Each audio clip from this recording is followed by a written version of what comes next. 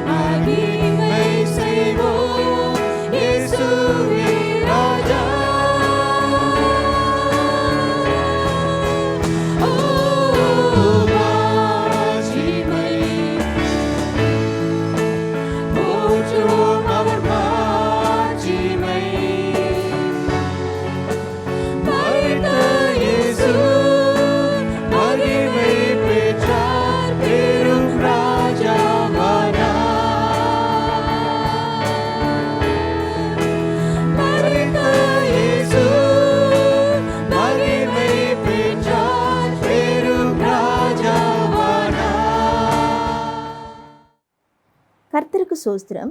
இன்று பிரசங்கத்திற்கு எடுக்கப்பட்ட வேத பகுதி ரோமர் 6வது அதிகாரம் வசனங்கள் 1 14 வரையிலும்.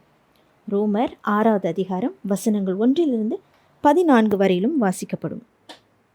ஆகையால் என்ன சொல்லுவோம்? கிருபை பெருகும்படிக்கு பாவத்திலே நிலை நிற்கலாம் என்று சொல்லுவோமா? கூடாதே. பாவத்துக்கு மரித்த நாம் இனி அதிலே எப்படி பிழைப்போம்?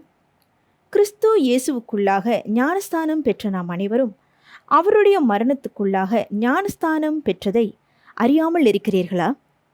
மேலும் பிதாவின் மகிமையினாலே கிறிஸ்து மரித்தோரிலிருந்து எழுப்பப்பட்டது போல நாமும் புதிதான ஜீவனுள்ளவர்களாய் நடந்து கொள்ளும்படிக்கு அவருடைய மரணத்திற்குள்ளாக்கும் ஞானஸ்தானத்தினாலே கிறிஸ்துவுடனே கூட அடக்கம் பண்ணப்பட்டோம். ஆதலால் அவருடைய மரணத்தின் சாயலில் நாம் இணைக்கப்பட்டவர்களானால் அவர் உயிர்த்தெழுதலின் சாயலிலும் இணைக்கப்பட்டிருப்போம். நாம் இனி பாவத்துக்கு ஊழியம் செய்யாதபடிக்கு பாவ சரீரம் ஒழிந்து போகும் பொருட்டாக நம்முடைய பழைய மனுஷன் அவரோட கூட சிலுவையில் அறையப்பட்டதென்று அறிந்திருக்கிறோம். மரித்தவன் பாவத்துக்கு நீங்கி விடுதலையாக்கப்பட்டிருக்கிறானே. ஆகையால் கிறிஸ்துவுடனே கூட நாம் மரித்தோமானால் அவருடனே கூட பிழைத்தும் இருப்போம் என்று நம்புகிறோம்.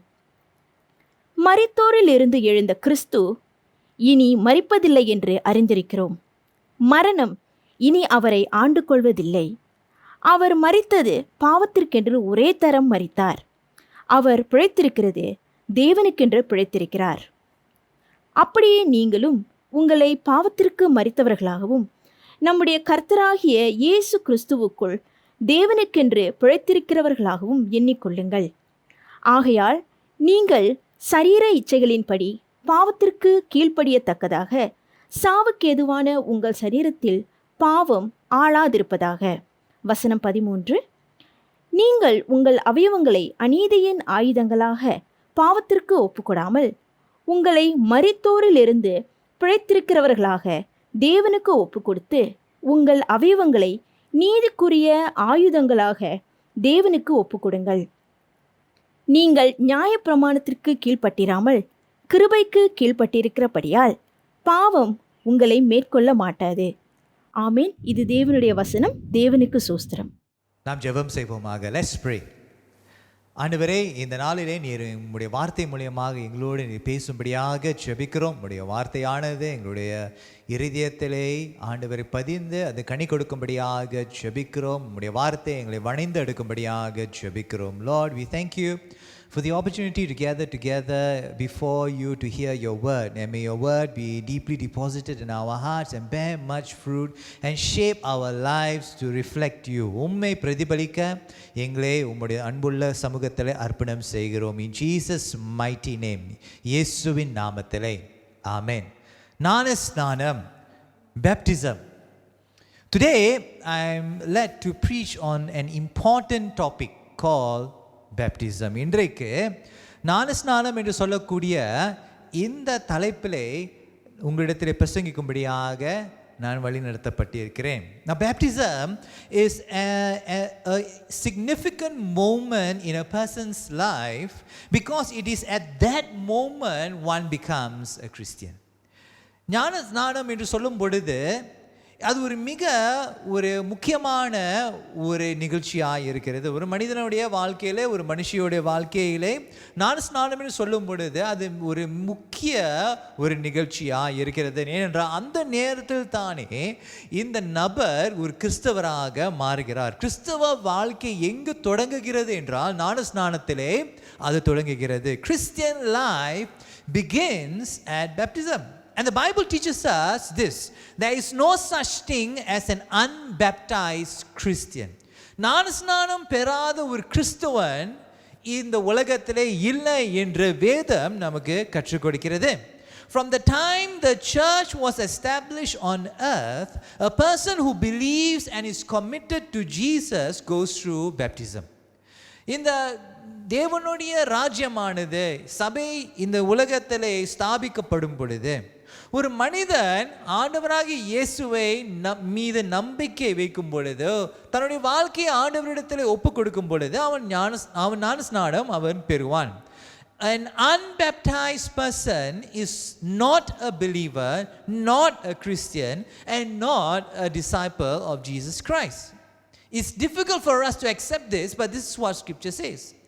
ஞானஸ்நானம் பெறாத ஒரு நபரானவர் அவர் ஒரு விசுவாசி அல்ல, ஒரு கிறிஸ்தவர் அல்ல, இயேசுவினுடைய சீஷனும் அல்ல. இதை பெற்றுக்கொள்வதற்கு நமக்கு சில நேரத்தில் கொஞ்சம் கஷ்டமாக இருக்கும். ஆனால் இதுதான் வேதம் நமக்கு கற்றுக் கொடுக்கிறது. Despite what we claim or our identification card states, we are not a believer, we are not a Christian, we are not a disciple of Jesus Christ if we are not baptized. நாம் எதையெல்லாம் நான் ஒரு விசுவாசி, நான் ஒரு சீஷன், இயேசுனுடைய சீஷன், நான் ஒரு கிறிஸ்தவன் என்று நாம் அறிக்கை செய்தாலும் ஞானஸ்நானம் பெறாமல் இருந்தால் நாம் கிறிஸ்தவர் அல்ல, சீஷன் அல்ல, விசுவாசி அல்ல என்று வேதம் நமக்கு கற்றுக் கொடுக்கிறது. And this is how it has always been understood in the New Testament. புதிய ஏற்பாட்டிலே இவனமாகத்தான் ஒரு கிறிஸ்தவ வாழ்க்கை புரிந்து கொள்ளப்பட்டிருக்கிறது. And as a church, it is important that we understand what the Bible states and teaches about baptism and why it is important for us to be baptized. என் அன்பு சகோதர சகோதரிகளே, ஒரு சபையாக ஞானஸ்நானம் இந்த வேதத்திலே என்ன சொல்லுகிறது, ஏன் ஞானஸ்நானம் முக்கியம் என்று புரிந்து கொள்வது அத்தியாவசியமான ஒரு காரியமாக இருக்கிறது. Often there is a resistance to baptism because it is misunderstood. அநேக வேளையிலே ஞானஸ்நானம் ஏன் அநேகர் பெறாமல் இருக்கிறார்கள், எதிர்த்து நிற்கிறார்கள் என்றால் அது தவறாக அவர்கள் புரிந்து கொள்வதினாலே. So may the Lord help us all to understand baptism as is taught in the scriptures, in the Bible, recall our own baptismal vows and rededicate ourselves to follow Jesus today. இன்றைக்கு தாமே கர்த்தர் ஞானஸ்நானம் என்று சொல்லக்கூடிய இந்த தலைப்பை இந்த காரியத்தை நன்றாக புரிந்து கொண்டு வேதம் என்ன கற்றுக் கொடுக்கிறது என்று புரிந்து கொண்டு நாம் உறுதி செய்த நாம் வாக்கு கொடுத்த நம்மளுடைய சொந்த ஞானஸ்நானத்திலே செய்த அந்த வாக்குறுதிகளை மறுபடியுமாக ஞாபகம் கொண்டு மறுபடியுமாக ஆண்டவருடைய சமூகத்திலே அர்ப்பணம் செய்யும்படியாக கர்த்தர் தாமே நமக்கு உதவி செய்வாராக. Now may this understanding also encourage some of us who are still yet to be baptized to consider participating in this very significant event in a person's life. ஒருவேளை நீங்கள் இன்னும் ஞானஸ்நானம் பெறாமல் இருப்பீர்களானால் நீங்கள் இந்த காரியத்தை இந்த பிரசங்கத்தை கேட்ட பிறகு நீங்கள் கொஞ்சம் சிந்திக்கும்படியாக ஞானஸ்நானத்துக்குள்ளாக கடந்து செல்லும்படியாக கர்த்தர் தாமே உங்களை உற்சாகப்படுத்துவாராக. Now this is an event that can radically change your life. இந்த ஞானஸ்நானம் ஒரு பெரும் பொழுது முற்றிலுமாக ஒரு நபருடைய வாழ்க்கையை மாற்ற முடியும். ஆகையால் தான் இந்த ஞானஸ்நானம் என்று சொல்லக்கூடிய இந்த தலைப்பானது இந்த காரியமானது மிக மிக முக்கியமான ஒரு காரியமாக இருக்கிறது. Because baptism can radically change a person's life, it is important that we understand it the way that the Bible teaches us. Now, baptism with water was not a new thing in the culture that Jesus lived in. In the ஞானஸ்நானம் தண்ணீரினாலே ஞானஸ்நானம் பெறுவது அது இயேசு வாழ்ந்த அந்த நாட்களில் உள்ள அந்த கலாச்சாரத்திலே ஒரு புதிய ஒரு காரியம் அல்ல. அது பொதுவாகவே ஏற்றுக்கொள்ளக்கூடிய ஒன்றாக இருந்தது. அது இயேசுவுக்கு முன்பதாகவே ஏற்றுக்கொள்ளக்கூடிய ஒரு காரியமாக இருந்தது. இயேசுவுக்கு பிறகும் ஏற்றுக்கொள்ளக்கூடிய ஒரு காரியமாக இருந்தது. Now, baptism with water was not a new thing in the culture where Jesus lived, and it was accepted practice before, during and after Jesus. Washing with water often took place when someone entered a new phase of life or wanted to enter into a community. இந்த தண்ணீரினாலே கழுவப்படக்கூடிய இந்த செயலானது அது எப்போது நடைபெறும் என்றால் ஒருவர் ஒரு வாழ்க்கையினுடைய புதிய கட்டத்துக்குள்ளாக கடந்து செல்லும் பொழுதும் அல்லது ஒரு சமுதாயத்துக்குள்ளாக கடந்து செல்லும் பொழுதும் அநேக வேளையிலே அவர்கள் தண்ணீரினாலே அவர்கள் சுத்திகரிப்பார்கள், கழுவிக்கொள்வார்கள். It was a clear way to state that a change has taken place. அது எதை விவரிக்கிறது என்றால் ஒரு மாற்றம் இங்கு நடந்து விட்டது என்று விவரிக்கும்படியாக அந்நாட்களிலே இயேசுவுக்கு முன்பாகவும் இயேசு இருந்த காலத்திலும் இயேசுக்கு பிறகும் இந்த காரியம் ஏன் தொடர்ந்து நடந்து கொண்டிருந்தது என்றால் இந்த தண்ணீரினாலே கழுவப்படும் பொழுது ஒரு மாற்றம் நடந்து விட்டது என்று சுற்றியுள்ளவர்களுக்கு அறிவிக்கும்படியாக அவர்கள் அந்த புதிய வாழ்க்கையின் கட்டத்துக்குள்ளாக கடந்து செல்லும்படியாக இதை அவர்கள் செய்தார்கள். So Jesus uses this very clear way of stating change to instruct his disciples to baptize someone when a change has taken place as a result of hearing the good news of Jesus Christ. ஆகையாலே இயேசு இந்த செயலை, அதாவது தண்ணீரினாலே கழுவக்கூடிய இந்த செயலை பயன்படுத்தி சீஷர்களுக்கு என்ன கற்றுக் கொடுத்தார் என்றால், நீங்க உலகத்துக்கு புறப்பட்டு சுவிசேஷத்தை எடுத்து நீங்க சொல்லும் பொழுது அந்த சுவிசேஷத்தை அவர்கள் கேள்விப்பட்டு அவர்களுக்குள்ளாக ஒரு மாற்றம் இருந்தது என்றால் நீங்கள் என்ன செய்ய வேண்டும் என்றால் அவர்களே ஞானஸ்நானத்துக்குள்ளாக நீங்கள் அவர்களை நடத்த வேண்டும் என்று இயேசு தன்னுடைய சீஷர்களுக்கு கற்றுக் கொடுத்தார். இதை மத்தேயு எழுதின சுவிசேஷம் 28வது அதிகாரம் 19வது வசனத்திலிருந்து 20வது வசனம் வரை நாம் படிக்க கேட்போமே. Jesus uses this very clear way of stating change to instruct his disciples that you must likewise go into the world and baptize people to indicate that there is a change that has taken place in their lives. And that is read in Matthew chapter 28 verses 19 to 20. Let's have that read. ஆகையால் நீங்கள் புறப்பட்டு போய் சகல ஜாதிகளையும் சீஷராக்கி பிதா குமாரன் பரிசுத்த ஆவியின் நாமத்தினாலே அவர்களுக்கு ஞானஸ்நானம் கொடுத்து நான் உங்களுக்கு கட்டளையிட்ட யாவையும் அவர்கள் கை கொள்ளும்படி அவர்களுக்கு உபதேசம் பண்ணுங்கள். இதோ உலகத்தின் முடிவு பரியந்தம் சகல நாட்களிலும் நான் உங்களுடனே கூட இருக்கிறேன் என்றார். ஆமென். ஆமென். 19வது வசனத்தை நீங்கள் கவனிப்பீர்களானால், ஆகையால் நீங்கள் புறப்பட்டு போய் சகல ஜாதிகளையும் சீஷராக்கி பிதா குமாரன் பரிசுத்த ஆவி நாமத்தில் அவர்களுக்கு ஞானஸ்நானம் கொடுங்கள் என்று இயேசு சொல்கிறார். இங்கே ஒரு சீஷன், ஒரு மனிதன் ஒரு மாற்றம் அடையும் பொழுது, ஒரு சீஷனாக மாறும் பொழுது அதை அடையாளம் காட்டும்படியாக, அந்த ஒரு மாற்றம் நடந்துவிட்டது என்று காட்டும்படியாக ஞானஸ்நானத்தை கொடுங்கள் என்று சொல்கிறார். ஆனால் அந்த மாற்றம் என்ன? What is that change? That is the question, isn't it? What is that change that has taken place? My friends, I want to tell you this. Baptism entails three aspects and should always be understood together and never in isolation nor understood in order of importance. ஞானஸ்நானம் என்று சொல்லும் பொழுது அதுக்கு 3 அம்சங்கள் உள்ளன. இந்த 3 அம்சங்கள் எப்பொழுதுமே ஒன்றாக கருதப்பட வேண்டும், தனியாக கருதப்படக்கூடாது. இதுதான் முக்கியம், இது முக்கியம் அல்ல என்றும் கருதப்படக்கூடாது. இந்த 3 அம்சங்களும் அது முக்கியம். இந்த 3 அம்சங்களும் ஒன்றாக சிந்திக்கப்பட வேண்டும். இந்த 3 அம்சங்களும் ஒரே இடத்திலே காணப்பட வேண்டும் என்று வேதம் நமக்கு கற்றுக் கொடுக்கிறது. And what are these three aspects? It refers to God's initiative and love for us. முதலாவது, ஆண்டவர் நம் மீது ஆண்டவர் செய்த அந்த துவக்க முயற்சி, அவர் ஆரம்பித்த அந்த அன்பு, அவர் செயலாக்கிய அந்த கிரியையை வெளிப்படுத்துகிறது, அவருடைய அன்பை வெளிப்படுத்துகிறது. இரண்டாவது, அது எதை வெளிப்படுத்துகிறது என்றால், அது ஒரு மன திரும்புதலும் விசுவாசத்தினுடைய செயலாக இருக்கிறது. First, it refers to God's initiative and His love. Second, it is an act of repentance and faith. And third, it involves the work of the Holy Spirit. மூன்றாவது, கர்த்தருடைய ஆவியானவருடைய கிரியை அங்கு அந்த ஞானஸ்நானத்திலே காணப்படுகிறது. Firstly, baptism. Let's go back to the first point. Baptism is the proclamation of the truth of what Jesus has done for us. ஞானஸ்நானம் என்று சொல்லும் பொழுது என் அன்பு சகோதர சகோதரிகளே, அது கிறிஸ்து நமக்காக செய்ததை அது அறிக்கை செய்கிறது. A change in perspective, a change in understanding what God has done for me. That is the first change that takes place. Baptism is the proclamation of the death and the resurrection of Christ. ஞானஸ்நானம் என்று சொல்லும் பொழுது கிறிஸ்து மரித்தார், கிறிஸ்து உயிர்த்தெழுந்தார் என்று உள்ள அந்த அறிக்கை அது விவரிக்கிறது, அது சொல்லுகிறது. அதை ரோமருக்கு எழுந்த நிருபம் 6ஆம் அதிகாரம் 3ஆம் வசனத்திலிருந்து 5ஆவது வசனம் வரை நாம் அதை படிக்கலாம். In Romans chapter 6 verse 3 to 5, baptism is the proclamation of the death and the resurrection of Christ. Let's have that read. அதை படிக்க கேட்போமே. கிறிஸ்து இயேசுவுக்குள்ளாக ஞானஸ்நானம் பெற்ற நாம் அனைவரும் அவருடைய மரணத்துக்குள்ளாக ஞானஸ்நானம் பெற்றதை அறியாமல் இருக்கிறீர்களா?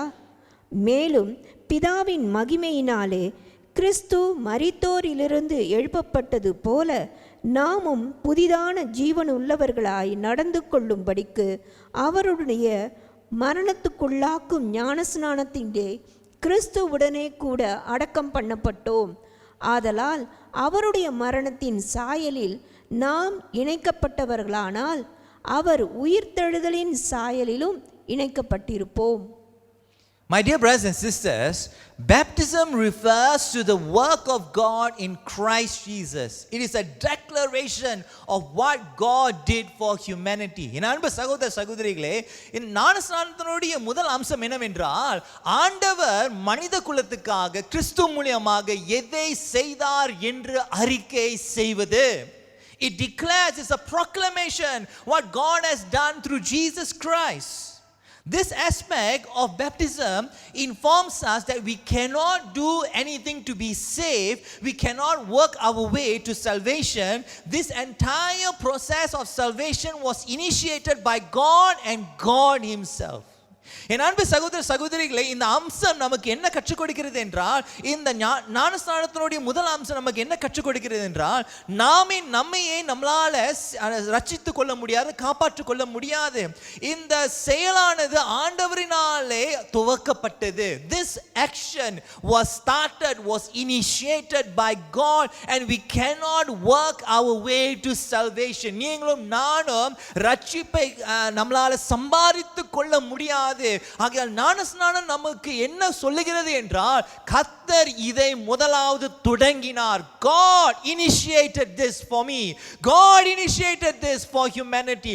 ஆண்டவர் மனித குலத்துக்காக அவர் இதை துவக்கினார். நான் அல்ல, அவர் இதை துவக்கினார். ரட்சிப்பை அடைவதற்கு அவர் துவக்கினார். He started it. He initiated it.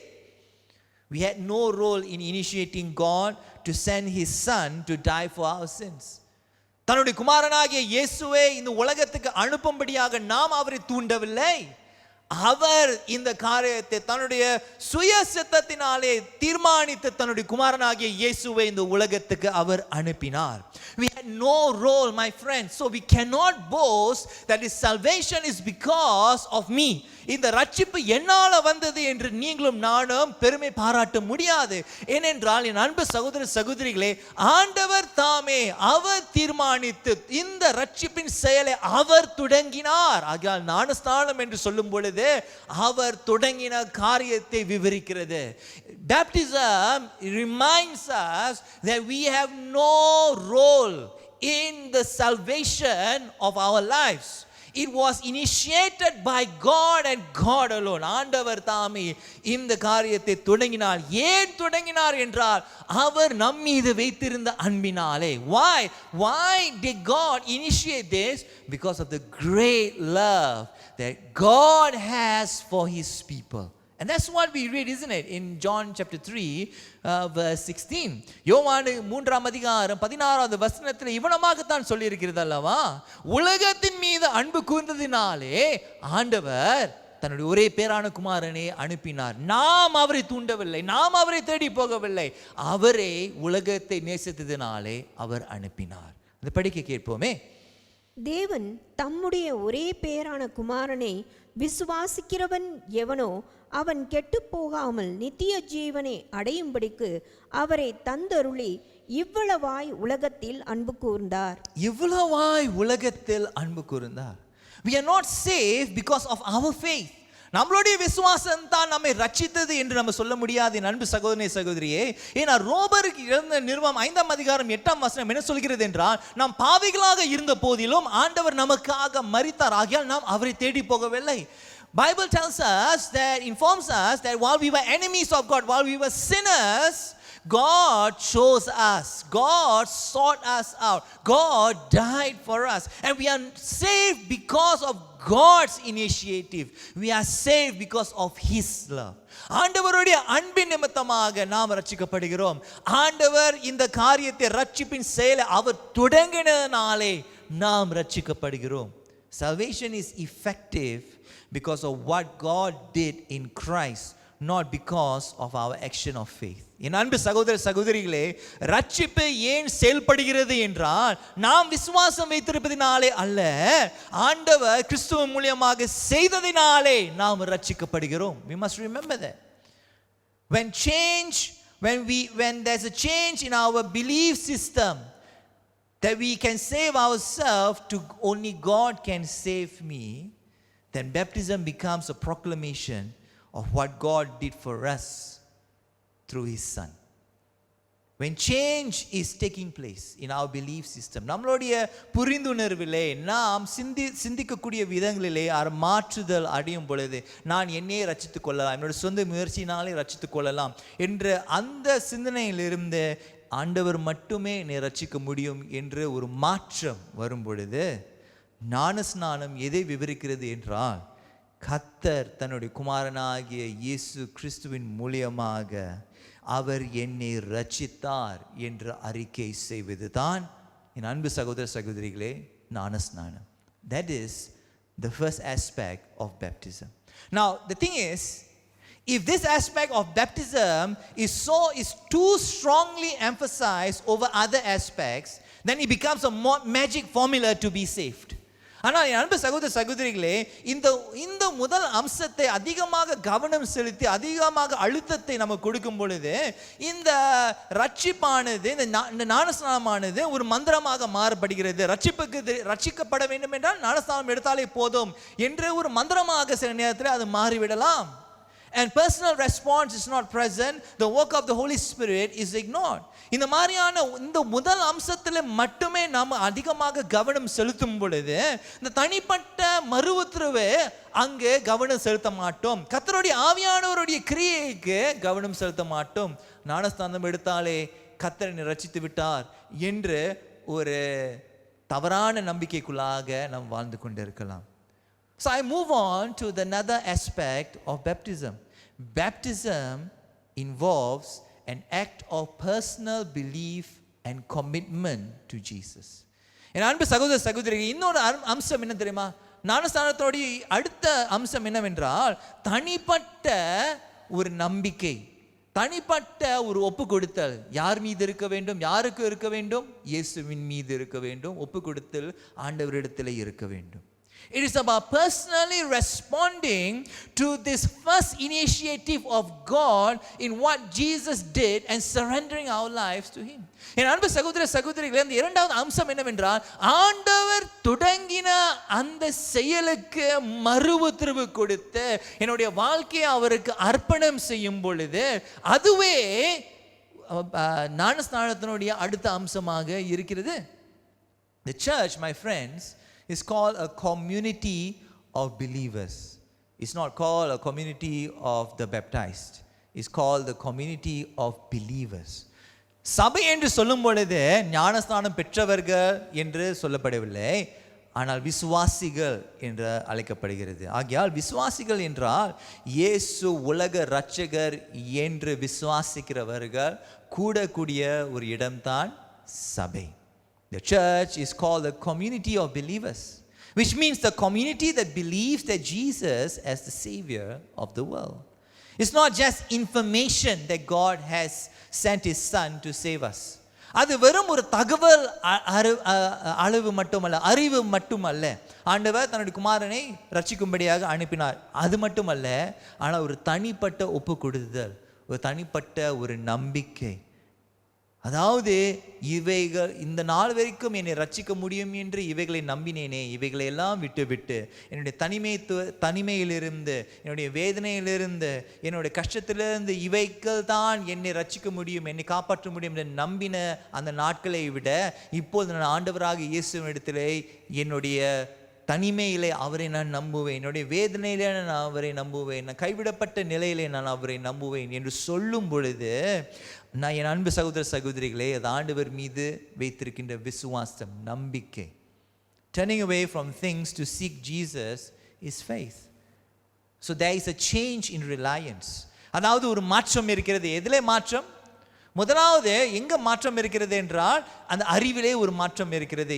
ஆண்டவர் என்னை ரட்சிக்க வேண்டாம், என்னையே நான் ரட்சிக்க முடியாது. இரண்டாவது மாற்றம் எங்க இருக்கிறது என்ற நம்பிக்கை. நான் இப்போது மற்ற காரியத்தின் மீது நம்பிக்கை இருக்க மாட்டேன், என் ஆண்டவர் மீது மட்டும்தான் நான் நம்பிக்கையாய் இருப்பேன், இயேசுவின் மீது மட்டும்தான் நான் நம்பிக்கையாய் இருப்பேன். You know, some people are hesitant to take baptism because they think that they need the full faith, having turned away from everything that distracts us before getting baptized. சில நபர்கள் ஏன் அவர்கள் ஞானஸ்நானத்தை பெறுவதை ஏன் அவர்கள் தயங்குகிறார்கள் என்றால் அவர்களுடைய நம்பிக்கையில் என்னவென்றால் அவர்கள் புரிந்து கொள்வது என்னவென்றால் நான் ஞானஸ்நானம் எடுக்க வேண்டும் என்றால் முழுமையான ஒரு விசுவாசம் எனக்கு தேவை, எல்லாவற்றையும் விட்டுவிட்டு முழுமையாக ஒப்பு கொடுத்ததன் பிறகுதான் நான் ரட்சிக்கப்படுவேன் என்று. But my friends, one can never be so adequate and ready that it qualifies us to be saved. That means we are relying on our works, our own efforts to be saved. என் அன்பு சகோதர சகோதரிகளே, நான் இவை எல்லாம் செய்த பிறகுதான் அப்பொழுதுதான் நான் ரட்சிக்கப்படுவேன் என்று நம்ம யோசிக்கும் பொழுது அது எதை விவரிக்கிறது என்றால் நான் என்னுடைய சொந்த ரட்சிப்பை சம்பாதித்துக் கொள்ள முடியும் என்று ஒரு சிந்தனை இருக்கிறது. But you know, my friends, there will be moments after baptism where we will experience unbelief. We will ignore Jesus' love and choose our own way. But we do not become unbaptized because of that. என் அன்பு சகோதர சகோதரிகள், ஆண்டவரை சொந்த ரட்சகராக ஏற்றுக்கொண்ட பிறகு, ஞானஸ்நானம் பெற்ற பிறகு சில நேரத்தில் அவர் நம்பிக்கை அனுபவிக்கலாம், ஆண்டவருடைய அன்பை புறக்கணிக்கலாம், நம்முடைய சொந்த வழியை நம்ம தெரிந்து கொள்ளலாம். ஆனால் இவனமாக செய்யும் பொழுது நான் ஞானஸ்நான பெறாதது போல் இப்போ வாழ்ந்து கொண்டிருக்கிறேன், பெறவே இல்லை, ஞானஸ்நானம் பெற்றது இப்போது அது என்னுடைய கணக்கிலிருந்து அழிக்கப்பட்டது என்று நம்ம நினைக்கலாம். அப்படி அல்ல. Christian life after baptism is a lifelong growing in commitment and belief in Jesus, growing in our response to God's love. It's a lifelong journey. என் அன்பு சகோதர சகோதரிகளே, ஒரு கிறிஸ்தவ வாழ்க்கை எப்படிப்பட்டதாக இருக்கிறது என்றால், ஞானஸ்நானத்துக்கு பிறகு அது அன்றாட ஒவ்வொரு நாளும் ஆண்டவர் மீது வைத்திருக்கின்ற அந்த நம்பிக்கை வளரும்படியாகவும், ஆண்டவர் மீது இருக்கின்ற அந்த ஒப்பு கொடுத்தல் வளரும்படியாகவும், ஆண்டவருடைய அன்புக்கு மறு உத்தரவு கொடுத்தலே அது வளரும்படியாக ஒரு வாழ்க்கையாக இருக்கிறது. Nobody starts off perfect. From the time of baptism, we grow in our knowledge and our faith and our commitment to Christ. So there's no such thing that let me be ready first before I am baptized. So long as you believe and trust Jesus, that is the criteria, that is the change that has already taken place for baptism. என் அன்பு சகோதர சகோதரிகளை, யாருமே பூர்ணமாக ஆரம்பிக்கிறது இல்லை. அதாவது நான் ஞானஸ்தானம் பெறும் பொழுது எனக்கு பூர்ண அறிவு இருக்கிறது, பூர்ண விசுவாசம் இருக்கிறது, பூர்ண நம்பிக்கை இருக்கிறது என்று யாருமே இவனமாக ஆரம்பிப்பதில்லை. நாம் யாவருமே ஞானஸ்தானத்திலிருந்து ஒவ்வொரு நாளும் நாம் வளர்ந்து கொண்டு இருக்கிறோம், அப்படிப்பட்டவர்களாகத்தான் இருக்கிறோம். So the criteria for baptism is not about achieving a certain level of knowledge or way of life. ஆகையால் என் அன்பு சகோதர சகோதரிகளே, ஞானஸ்நானம் பெற வேண்டும் என்றால் அதனுடைய எதிர்பார்ப்பு, நான் ஏதாச்சும் ஒரு அறிவு, இந்த அளவு அறிவு இருந்தால், இந்த விதமான ஒரு வாழ்க்கையை வாழ்ந்தால்தான் என்னால் ஞானஸ்நானம் எடுக்க முடியும் என்ற தவறான நம்பிக்கை அநேகருக்கு இருக்கிறது. But giving yourself to baptism is just a mere willingness to respond to the love of God and to surrender our lives to Jesus. That's all. என் அன்பு சகோதர சகோதரிகளே, ஞானஸ்நானத்துக்கு ஒப்பு கொடுத்தல் என்றால் என்ன தெரியுமா? என் ஆண்டவராகிய அன்புக்கு நான் மறு உத்தரவு கொடுப்பேன், என் வாழ்க்கையை அவருக்கு நான் சரணடைவேன், அவ்வளவுதான்.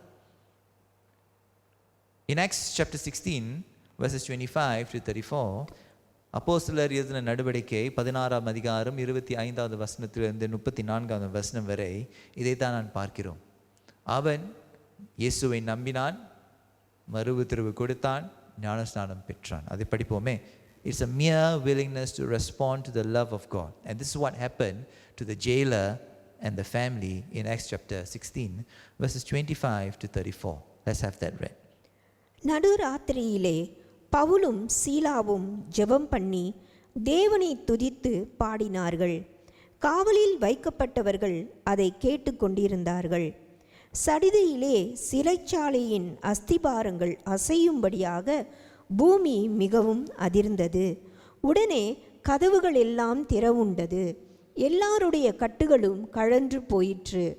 சிறைச்சாலைக்காரன் நித்திரை தெளிந்து சிறைச்சாலையின் கதவுகள் திறந்திருக்கிறதை கண்டு கட்டுண்டவர்கள் ஓடிப்போனார்கள் என்று எண்ணி பட்டயத்தை உருவி தன்னை கொலை செய்து கொள்ளப் போனான். பவுல் மிகுந்த சத்தமிட்டு, நீ உனக்கு கெடுதி ஒன்றும் செய்து கொள்ளாதே, நாங்கள் எல்லாரும் இங்கேதான் இருக்கிறோம் என்றான்.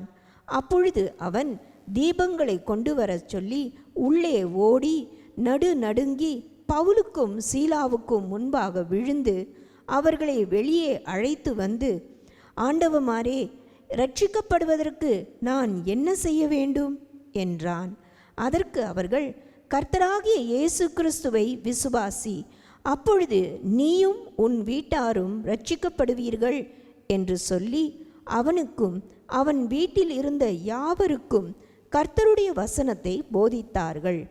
மேலும் ராத்திரியில் அந்நேரத்திலே தானே அவன் அவர்களை அழைத்து கொண்டு போய் அவர்களுடைய காயங்களை கழுவினான். அவனும் அவனுடையவர்கள் அனைவரும் உடனே ஞானஸ்நானம் பெற்றார்கள். பின்பு அவன் அவர்களை தன் வீட்டிற்கு கூட்டிக் கொண்டு போய் அவர்களுக்கு போஜனம் கொடுத்து தன் வீட்டார் அனைவரோடும் கூட தேவனிடத்தில் விசுவாசம் உள்ளவனாகி மனமகிழ்ச்சியாயிருந்தான். இந்த சிறைச்சாலைக்காரன் செய்ததை நம்ம கவனிக்கும் பொழுது ஆண்டவருடைய அன்புக்கு மறு உத்தரவு கொடுத்தான், இயேசுவுக்கு அர்ப்பணம் செய்தான்.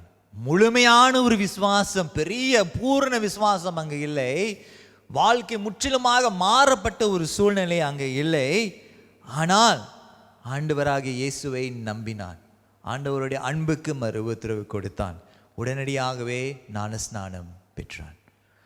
ஆனால் என் அன்பு சகோதர சகோதரிகளே, இந்த ஞானஸ்நானத்தினுடைய அம்சத்தை அதிகமாக அழுத்தம் கொடுத்து முக்கியத்துவம் நம்ம கொடுக்கும் பொழுது நாம் என்ன செய்கிறோம் என்றால், என்னாலே ரட்சித்து நானே என்னை ரட்சித்துக் கொள்ள முடியும், என்னுடைய விசுவாசம் தான் என்னை ரட்சிக்கும் என்ற அவனமான ஒரு தவறான ஒரு நம்பிக்கைக்குள்ளாக நம்ம வந்து விடலாம். Now if we emphasize this point, the point of personal faith and repentance, to the point where we ignore the other aspects of baptism, it will result in us thinking that we can achieve salvation through our own actions.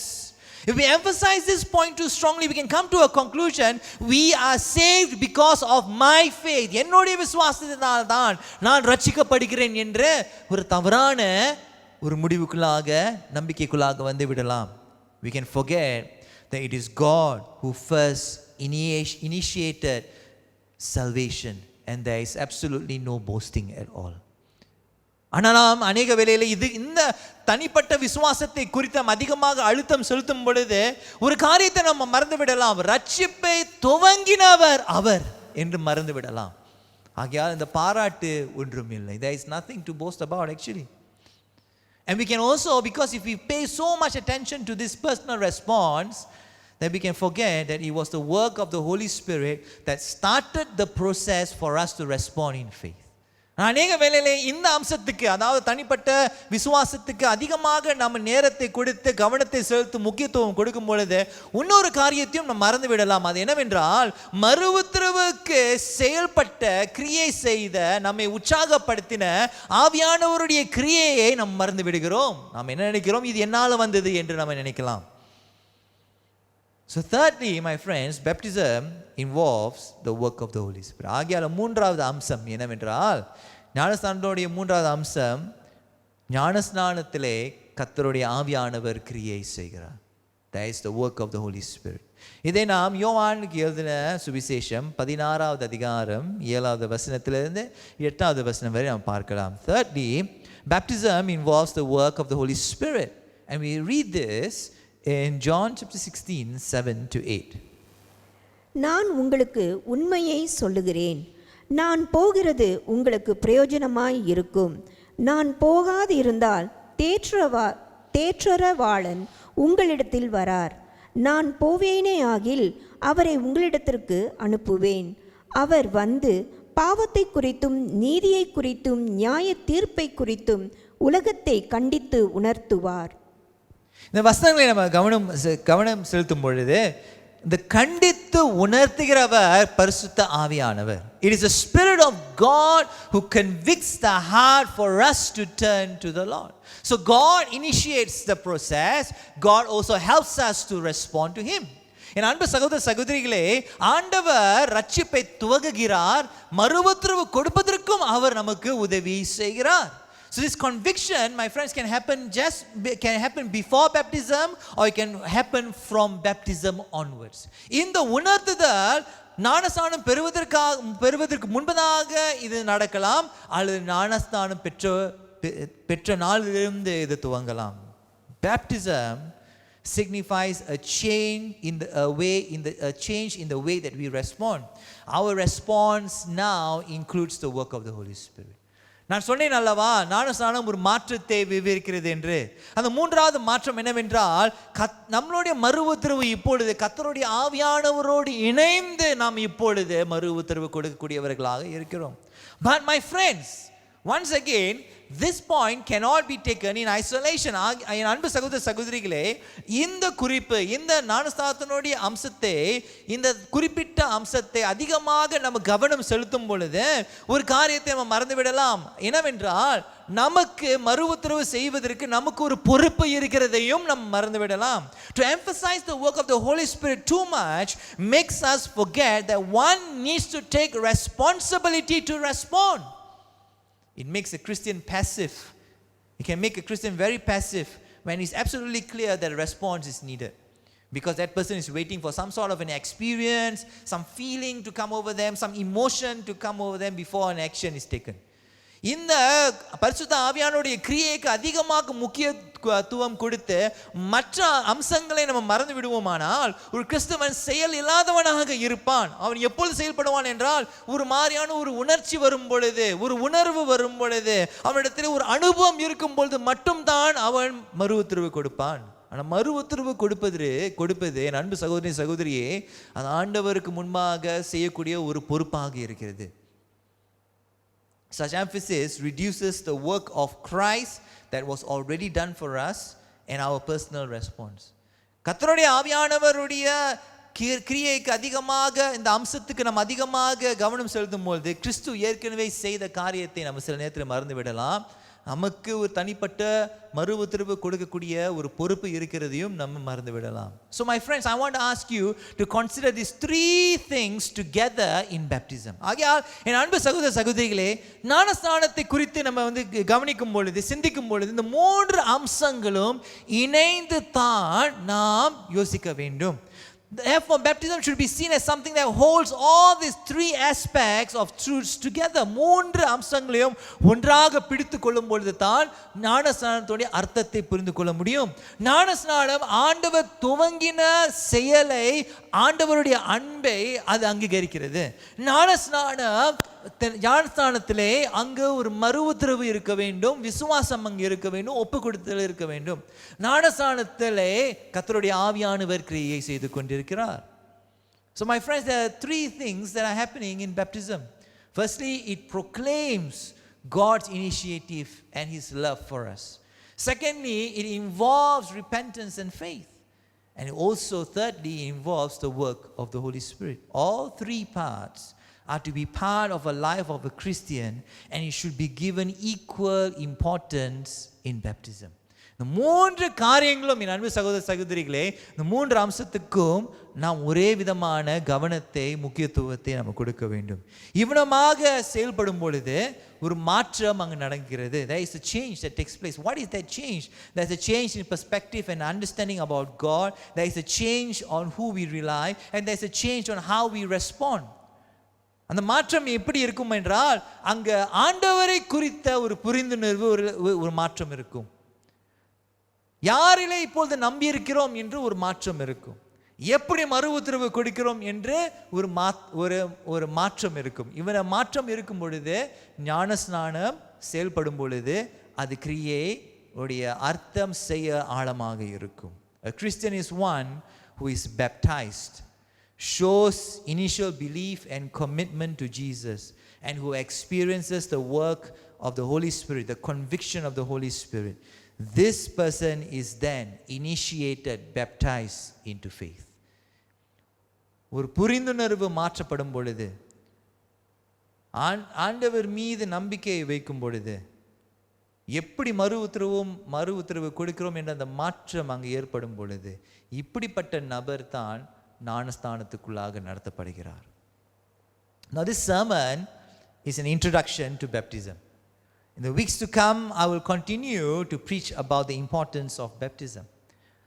இன்ற பிரசங்கம் ஞானஸ்நானத்தினுடைய ஒரு அறிமுகமாக இருக்கிறது. வருகின்ற வாரங்களிலே தொடர்ந்து இதை குறித்து நான் பிரசங்கம் செய்வேன். தொடர்ந்து ஏன் ஞானஸ்நானம் முக்கியம் என்று கற்றுக் கொடுப்பேன். ஆனால் இந்த அறிமுக பிரசங்கத்திலே இந்த சத்தியங்கள் நம்முடைய வாழ்க்கையிலே செயல்படலாம். In this introductory sermon, these truths, we can analyze whether these truths are in us. Baptism is not a magic formula to be saved.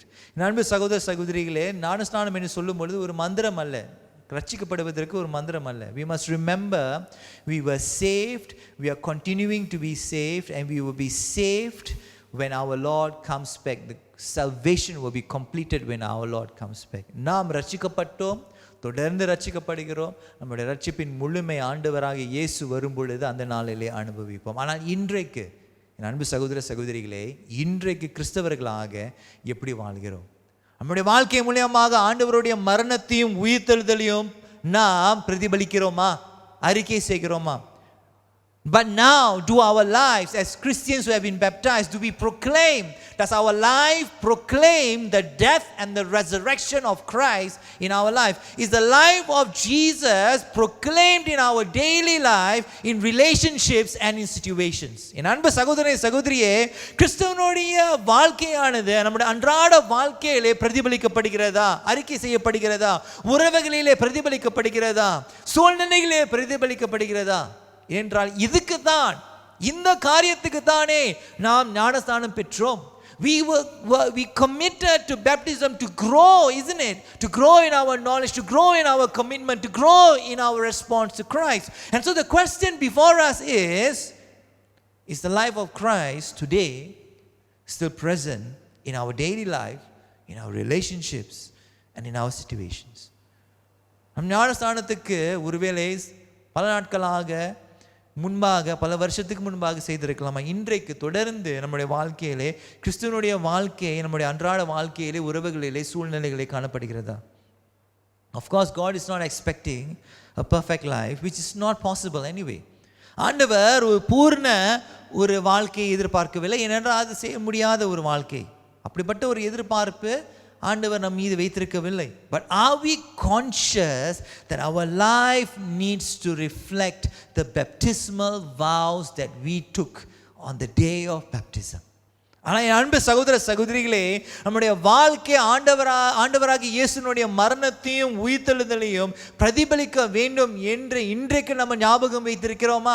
நாம் அந்த ஞானஸ்நானம் பெற்ற அந்த நாளிலே வாக்குறுதியை கொடுத்தோமே, அதை நாம் இன்றும் கடைபிடித்துக் கொண்டிருக்கிறோமா? Have we grown in our belief? Have we grown in our commitment to Jesus since our baptism? நாம் ஞானஸ்நானம் எடுத்த நாளிலிருந்து ஆண்டவர் மீது உள்ள அந்த நம்பிக்கை அதிகரித்திருக்கிறதா? ஆண்டவர் மீது உள்ள அந்த ஒப்புக்கொடுத்தல் அதிகரித்திருக்கிறதா அல்லது அப்படியே இருந்திருக்கிறதா? Or have we stagnated in our belief and commitment to Jesus?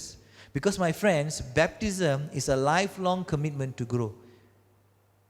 என் அன்பு சகோதர சகோதரிகளே, ஞானஸ்நானம் என்று சொல்லும் பொழுது நான் வாழ்நாள் முழுவதும் வளருவேன் என்று ஒப்பு கொடுத்துதல். What about the work of the Holy Spirit? I'm not referring to the gifts of the Holy Spirit, but I'm referring to the fruit of the Holy Spirit. கர்த்தருடைய ஆவியானவருடைய கிரியை நம்முடைய வாழ்க்கையில் இன்னும் இருக்கிறதா? நான் ஆவிக்குரிய வரங்களை குறித்து பேசவில்லை, ஆவிக்குரிய கனி நம்முடைய வாழ்க்கையில் இருக்கிறதா? ஆண்டவருடைய அன்பு நம்முடைய வாழ்க்கையில் இருக்கிறதா? கர்த்தருடைய ஆவியானவருடைய வாழ்க்கையில் இல்லாவிட்டால் கர்த்தருடைய ஆவியானவருடைய கனி நம்முடைய வாழ்க்கையில் இராது. Have we given space to the Holy Spirit since our baptism to prompt us to respond? Have we given him space, or have we silenced him and grieved him in our life? என் அன்பு சகோதர சகோதரி, ஆண்டவராகிய பரிசுத்த ஆவியானவருக்கு நாம் இடம் கொடுத்திருக்கிறோமா? மறு உத்தரவு கொடுப்பதற்கு தூண்டும்படியாக இடம் கொடுத்திருக்கிறோமா? உணர்த்தும்படியாக இடம் கொடுத்திருக்கிறோமா? அல்லது அவரை அமைதிப்படுத்தி அவரை துக்கப்படுத்தி கொண்டிருக்கிறோமா? The Lord is calling us back to the vows that we made at baptism. ஞானஸ்நானத்திலே கொடுத்த அந்த வாக்குறுதிகளை மறுபடியுமாக ஆண்டவர் அந்த இடத்துக்கு அவர் நம்மை அழைக்கிறார். God is challenging us to respond to him. அவரிடத்திலே மறு உத்தரவு கொடுக்கும்படியாக சவால் விடுகிறார் இந்த நாளிலே. But for those of us who are not baptized, the Lord is calling you. It is simple. It is to change our understanding about who God is. It is to change our reliance, and it's to change the way that we respond. ஒருவேளை நீங்கள் ஞானஸ்நானம் பெறாமல் இருப்பீர்களானால் ரொம்ப சுலபங்க. அது கஷ்டமான ஒரு காரியம் அல்ல, கடினமான ஒரு காரியம் அல்ல. ஆண்டவர் எனக்காக வந்தார், அவர் வராவிட்டால் எனக்கு ரட்சிப்பு இல்லை. நான் ஆண்டவரை நம்புவேன், ஆண்டவரிடத்தில் ஒப்பு கொடுக்கிறேன். இந்த மறு உத்தரவிலே ஒவ்வொரு நேரமும் ஒவ்வொரு சூழ்நிலை மறு உத்தரவிலே ஆண்டவரே உம்முடைய ஆவியானவருக்கு நான் இடம் கொடுப்பேன் என்று ஒரு மாற்றம் அங்கே வரும் பொழுது நீங்கள் ஞானஸ்தானம் பெறுவதற்கு ஆயத்தமாகவே இருக்கிறீர்கள். பூர்ணம் உள்ளவர்களுக்கு தான் ஞானஸ்தானம் அல்ல. பூர்ணமில்லாதவர்கள், எனக்கு ஆண்டவர் தேவை என்று சொல்லக்கூடியவர்களுக்கு, இப்படிப்பட்டவர்களுக்கு தான் ஆண்டவராகிய இயேசு வந்தார். Jesus came not for the perfect.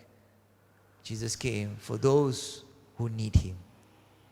For those of us who are not baptized, I ask you this question. Though you may consider yourself as a Christian, as a believer, as a disciple, but the Bible tells us, For those of us who are not baptized, can one be called a Christian or a believer if one is not baptized? The Bible's response is no. வேதம் நமக்கு சொல்கிறது ஞானஸ்நானம் பெறாமல் நம்ம ஒரு விசுவாசி என்று சொல்ல முடியாது, ஞானஸ்நானம் பெறாமல் கிறிஸ்தவன் என்று சொல்ல முடியாது, ஞானஸ்நானம் பெறாதவன் சீஷன் என்றும் சொல்ல முடியாது. ஆண்டவருடைய அன்பை அனுபவிக்க வேண்டும் என்றால், வாழ்க்கையிலே வளர்ச்சி வர வேண்டும் என்றால், ஆவியானுடைய கிரியை நம்முடைய வாழ்க்கையில வர வேண்டும் என்றால், ஞானஸ்நானத்தினுடைய தண்ணீருக்குள்ளாக ஆண்டவர் உன்னை அழைக்கிறார். And for those of us who are not baptized, to experience the love of God, to experience growth in life, and to experience the work of the Holy Spirit, the Lord is calling you to the waters of baptism. Let us pray. நாம் ஜெபம் செய்வோமாக. ஆண்டவரே, ஆரம்ப நாட்களிலே இந்த கிறிஸ்துவ வாழ்க்கை ஆரம்பிக்கும் பொழுது, ஞானஸ்தானத்திலே ஆரம்பிக்கும் பொழுது வாக்குறுதிகளை கொடுத்தோம். நீர் மட்டுமே நீ ரட்சிக்க முடியும், என்னை என்னால் ரட்சிக்க முடியாது, நான் உம்மை நம்புவேன், உடைய ஆவியானவருக்கு கிரியைக்கு நான் இடம் கொடுப்பேன் என்ற அந்த ஆரம்பத்திலே அவனமாக ஆரம்பித்தோம். இப்பொழுதோ உம்மை விட்டு பிரிந்திருக்கிறோம் ஆண்டவரே. ஆக பிரிந்து உள்ளவர்களுக்காக இப்பொழுது நான் ஜெபிக்கிறேன். ஆண்டவரே, இவர்களுடைய இருதயத்திலே உடைய சூழ்நிலையை அறிந்திருக்கிறீர். என் அன்பு சகோதரனே, சகோதரி, ஆண்டவர் உன்னை அழைக்கிறார். ஞானஸ்தானத்தினுடைய வாக்குறுதிக்கு ஞாபகப்படுத்தி அந்த இடத்துக்கு மறுபடியுமாக உன்னை அழைக்கிறார். என் அன்பு சகோதரனே, நீ பூர்ணமற்றவன் தான், உண்மைதான். பூர்ணமற்ற உனக்காகவே தானே இயேசு வந்தார். My dear brother, you may think that you are not perfect, you're not good enough. And that's the entire reason why he came for you. No one is good enough to be saved. ரட்சிக்கப்படுவதற்கு தகுதி உள்ளவன் இந்த உலகத்திலே யாருமே இல்லை. நாம் யாவருமே தகுதியற்றவர்கள். ஆக ஆண்டவர் உன்னை அழைக்கிறார். ஒருவேளை ஞானஸ்நானம் இன்னும் பெறாமல் இருக்கின்ற என் அன்பு சகோதரனே, சகோதரி, நண்பனே, ஆண்டவர் இந்த ஞானஸ்தானத்து தண்ணீருக்குள்ளாக உன்னை அழைக்கிறார். ஞானஸ்தானம் எடுக்கும் பொழுது உன்னுடைய வாழ்க்கையிலே ஒரு மாற்றம் வரும். ஆண்டவர் அதற்காக உன்னை அழைக்கிறார். My dear brother and sister, my friend, perhaps you are not baptized. God is calling you to the waters of baptism so that you may experience the life of Jesus flowing in and through you. கர்த்தருடைய ஜீவன் உனக்குள்ளாகவும் உன் மூலியமாகவும் புரண்டு ஓடி மற்றவர்களை தொடும்படியாக ஆண்டவர் ஞானஸ்தானத்துக்குள்ளாக உன்னை அழைக்கிறார். ஆண்டவரே, இந்த பிரசங்கத்தை கேட்ட ஒவ்வொருவருக்காக ஜெபிக்கிறேன். நீர் இயங்கக்கூடிய மறு உத்தரவை சரியான விதத்திலே கொடுக்க நான் ஜெபிக்கிறேன். Lord, I pray for all my brothers and sisters. I pray that you who are longing for their response, that they will respond in the right way. In Jesus' mighty name I pray. இயேசு கிறிஸ்துவின் நாமத்திலே. ஆமென். நாம் ஆண்டவரை ஆராதித்து அவருடைய வார்த்தையை கேட்டோம். நம் ஆண்டவருக்கு கொடுப்பதும் ஒரு வகையான ஆராதிப்பு தான். நம்முடைய காணிக்கையை செலுத்த ஆயத்தமாகவும் வாருங்கள். நீங்கள் உங்கள் காணிக்கைகளையும் தசம பாகங்களையும் கொடுக்க 3 வழிகள் உள்ளன. முதலாவதாக, நீங்கள் இணையத்தின் வழியாகவோ அல்லது ATM வழியாகவோ பேங்க் டிரான்ஸ்ஃபர் செய்யலாம். நீங்கள் டிரான்ஸ்ஃபர் செய்ய my Xavier's church DBS account number 00601461112, அதாவது நீங்கள் டிரான்ஸ்ஃபர் செய்ய வேண்டிய எண் 006146112. இரண்டாவது வழி, பே நவ் என்ற சேவை மூலம் கட்டணத்தை செலுத்தலாம். இணையம் அல்லது மொபைல் வங்கி மூலம் பே நவ் என்ற பகுதியை தேர்ந்தெடுத்து என் இரட்சகர் ஆலயத்திற்குரிய சிறப்பு எண்ணை தட்டச்சு செய்யவும். சிறப்பு எண் T08CC4073G. மூன்றாவதாக, காசோலை அதாவது செக் வழியாக நீங்கள் பணத்தை செலுத்தலாம். மேல் விவரங்களுக்கு சபை அலுவலகத்தை தொடர்பு கொள்ளுங்கள். தொடர்பு கொள்ள வேண்டிய எண் 47422823. இந்த ஆராதனை உங்களுக்கு ஆசீர்வாதமாக இருந்திருக்கும் என்று நாங்கள் நம்புகிறோம். மீண்டும் உங்களை அடுத்த வாரம் சந்திக்கிறோம். பாய்.